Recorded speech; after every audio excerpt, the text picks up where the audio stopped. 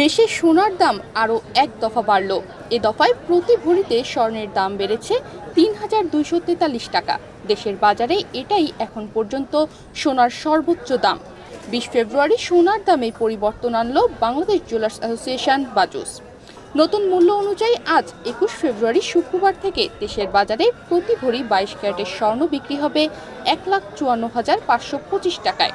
২১ ক্যারেটের প্রতি ভরি স্বর্ণের দাম বেড়ে ১,৪৭,৫০৩ টাকা নির্ধারণ করা হয়েছে। এছাড়া ১৮ ক্যারেটের এক ভরি স্বর্ণের দাম ১,২৬,৪২৬ টাকা নির্ধারণ করা হয়েছে। আর সনাতন পদ্ধতির এক ভরি স্বর্ণের দাম ১,০৪,২০৬ টাকা করা হয়েছে। বৃহস্পতিবার বাংলাদেশ জুয়েলার্স অ্যাসোসিয়েশন বাজুস এক সংবাদ বিজ্ঞপ্তিতে স্বর্ণের নতুন এই দামের তথ্য জানায়।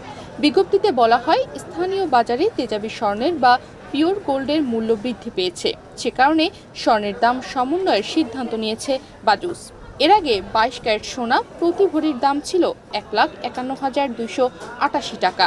এছাড়া ২১ ক্যারেটের প্রতি ভরি ১,৪৪,৪০০ টাকা, ১৮ ক্যারেট প্রতি ভরি ১,২৩,৭৬৭ টাকা এবং সনাতন পদ্ধতির প্রতি ভরি সোনা ১,০১,৯৩১ টাকায় বিক্রি হচ্ছিল।